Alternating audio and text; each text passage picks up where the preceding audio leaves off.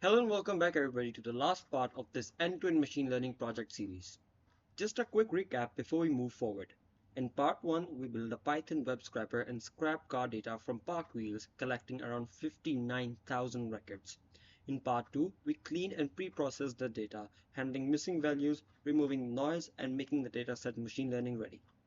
Then in part 3, we trained a machine learning model using XGBoost, evaluated its performance, and generated predictions. And now this is part 4, where everything comes together. In this video, we're going to build a complete web application using Django and connect it to our trained machine learning pipeline. This is the step most tutorials skip, but this is where machine learning actually becomes useful. So let's jump straight in and start building. Okay, so now our pipeline is ready and working, we need to save it. Because in Django Web App, we don't have to retrain the model every time. We just want to load it and make predictions. So for that, I'm going to use joblib, which is basically a quick and reliable way to serialize machine learning objects in Python.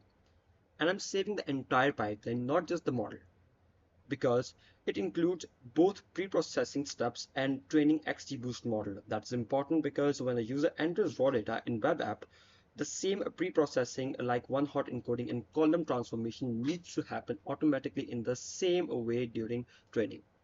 So for that, first I'm going to add a new cell and I'm going to import joblib. If you have not installed joblib, you can easily install it, pip install joblib, that's it.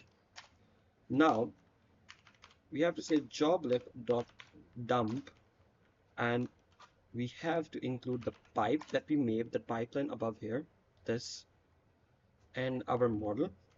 And I'm going to name the model car price model dot pickle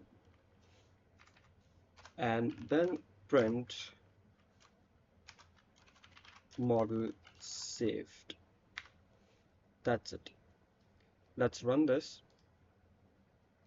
Okay, model saved and it should come here somewhere. Alright, so you can see the model is saved successfully. Now we have to move to creating the web application. So the first thing is we're going to install Django. For pip install Django. For me it is saying requirements already satisfied. For you it will start downloading. Now let's set up the Django project. So Django admin start project.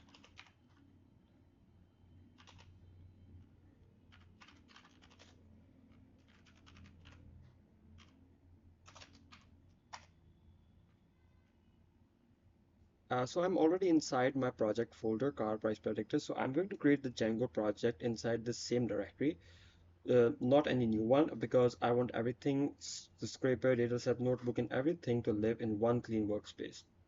So now our project is created. Now let's start and create the app.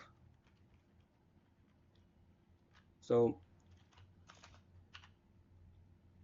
if I do this, I can see I have manage.py right here. So Python manage.py start app, and we're going to name this price predictor. I think that's okay. I'll just name it predictor. Okay, so our app is created right here. Um, Now what we're going to do is we're going to go in settings, and here we're going to add another app, and the name of the app will be predictor.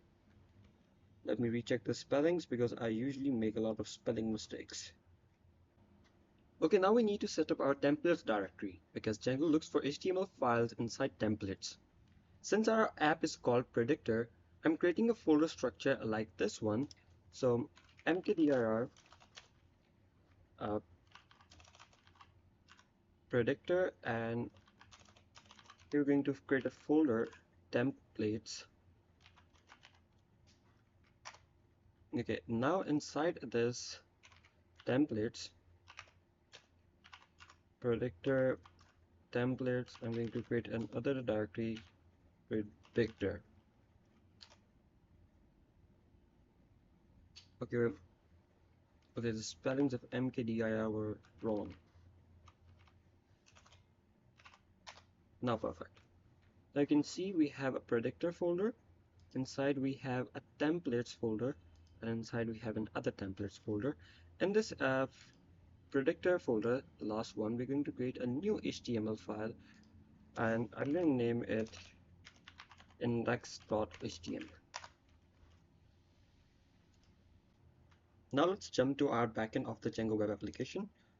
So I'm going to go to the views of my app. Here, let's remove this, remove everything. We'll start from the beginning. So first of all, we need to import a Django render for template rendering. So from Django.shortcuts, import render. The next thing is we're going to import JSON response for sending data back. So from Django HTTP, import, no, we have to import JSON response. The next thing is we need to import a CSRF exempt to allow post request. So from Django.views.decorators .csrf import CSRF exempt, and lastly we need to import pandas. So we need pandas for handling data, and then we need to import some other libraries like joblib to load our model. Then we need to import JSON, and last import OS. These are the libraries which we're going to need for this whole project. Now here's something important. We need to load our trained model just once when the server starts. So for that, here I'm going to define our base dir.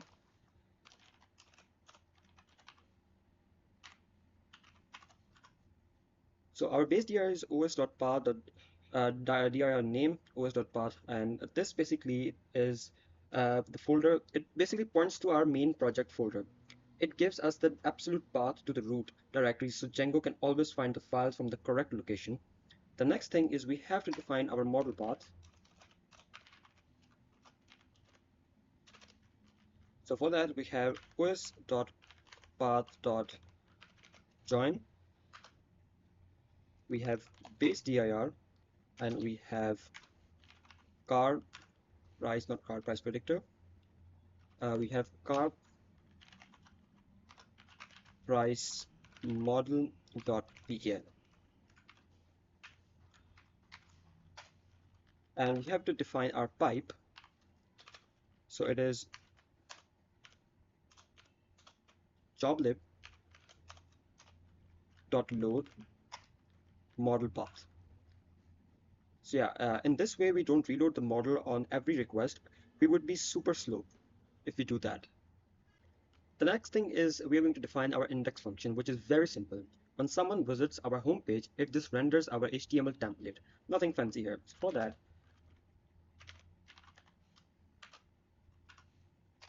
and we're going to render, we're going to return render. The first argument is request, and our index.html. That's it. Now for the main function, which is going to be a predict function. So for the predict function, we need to add our CSRF exempt decorator, which allows post request without CSRF token simplicity. That's a tongue twister, CSRF. So for that, first we need to add the CSRF exempt decorator. Then def predict request, and here we have to check if the request method is post. So we're checking it post because that's how we will receive the car details. Now we have to define a try block. Inside this try block, we have to parse our incoming JSON response. So data is equal to json.loads request.body. Now we have to create a pandas data frame, and we have to name it car data.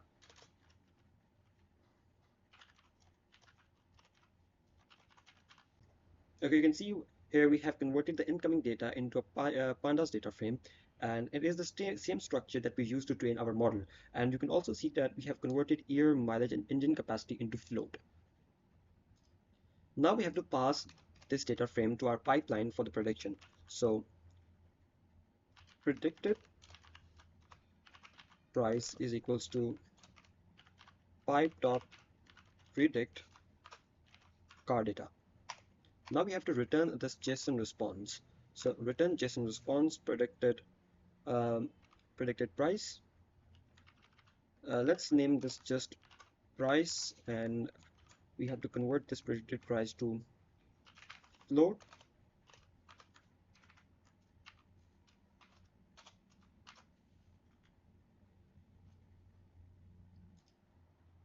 And now let's make it a formatted price. For that, we have to do is um, formatted price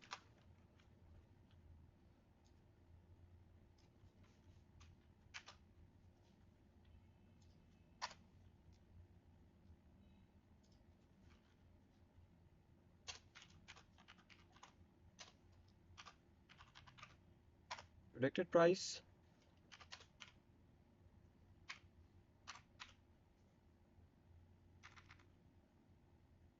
and we also have to return the status that was it successful or not.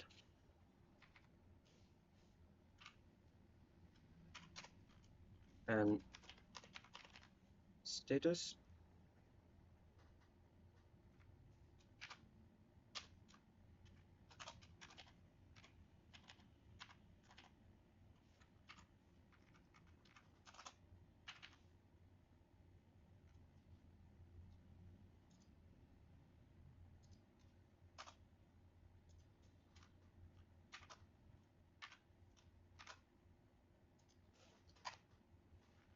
now we have to accept exception as E, and we have, if we get any error, we have to return the JSON response as error, and we also have to return the status failed, or you can say unsuccessful or whatever. And lastly, we have to do one more thing, which is we have a status error, status 400. Okay, our function is almost done, and in the end, we have to just return JSON response status. If everything fails, we have to return another error, and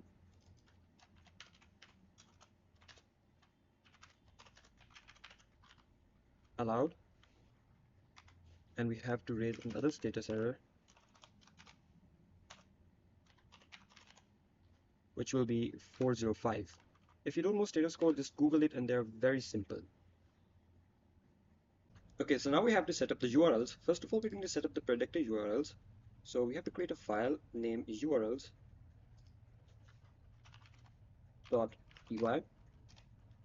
and in here we have to from Django.urls import paths, and from .imports we have to import views, URL patrons, and first is path. This means that this will be our home page, and views.index is pointing to the index function that we created, and we're naming it index. The second is prediction, so path, this will be a slash predict. For example, we have car price prediction slash predict, and we are going to point at the views function to the predict function that we created, and we're naming it predict. The next one is we are going to point these views to our main URLs, the config URLs. So here we are going to add just one line, path dot, it's going to be, we're going to tell that we have to include the URLs of the predictor app we made.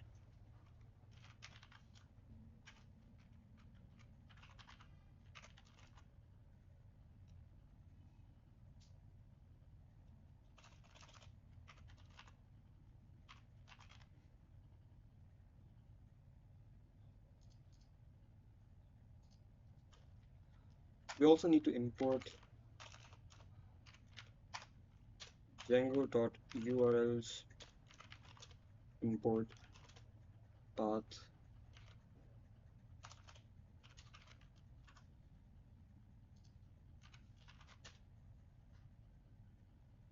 Okay, the last thing, this is our index.html file, the main user interface of our project. I used Claude Code to generate this file for me.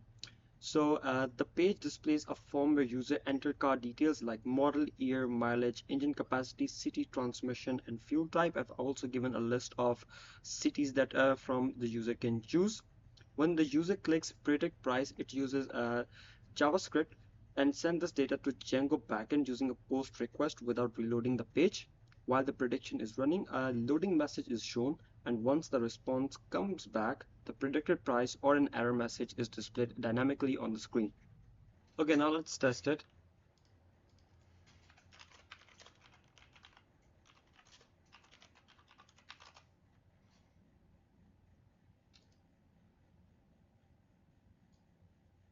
Okay, we hit an error. Template do not exist. Let me check. Is my structure right? Predictor templates. Predictor index.html is correct. Mm, uh,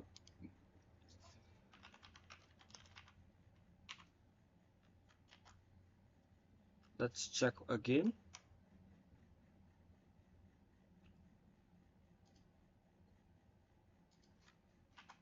Okay, now it's working. Let's try with some data. Let's go to Park Wheels once again and take an example entry from there.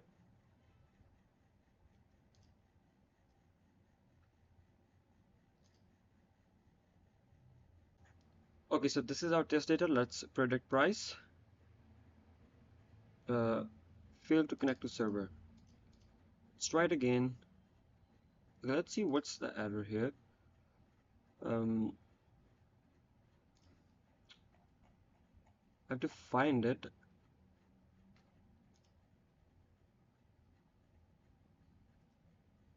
Okay, so first thing, we have a spelling mistake here. And predicted price. This should be in float. Let's run it again. Let's reload the page. And we have that already filled. Predict price, predicting. Yeah, we hit the same error. Let's rerun the server first. Okay, our server is not running, so python manage.py run server. Some dumb mistakes. I'm going to copy everything from this one to this one. So it's 2021. It is 40,000, 1800. It is Karachi. It's automatic and petrol. Predicting.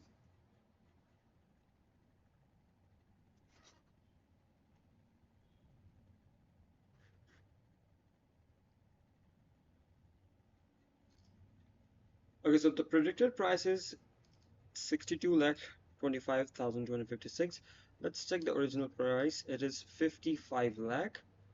Um, I don't know why there's a big gap. Let's see the description. The internet kind of sucks right now. It's taking some time to open it. So let's try with another car. Meanwhile, let's try with this Toyota Corolla XLI. Toyota Corolla XLI, and it is Lahore 128,000. What is the year? It's around 13. 2013, 128,000. For the engine capacity, it's 1300 cc, petrol manual. 1300. Lahore manual petrol. Okay, let's predict it's 25 lakh something. and wow, it is very accurate. And this is not an already given data. You can see it is updated 5 minutes ago, and we scrap this the data I'm using. It is like I scrapped it like a week or 2 week ago. So this is very accurate, and this is a very full-fledged working project, a machine learning end-to-end project. You can use it in your resume and wherever and for practice. Now, this is not a complete project. You can definitely make it better, optimize it, add more features. You can, as I mentioned in one of my previous videos, you can add description which is written here, so you can get a more accurate results. So this is an open-ended project. So thank you for watching. Make sure you subscribe the video, as I will be coming up with more interesting video in the future, and don't forget to hit the like button, and I'll see you in the next one.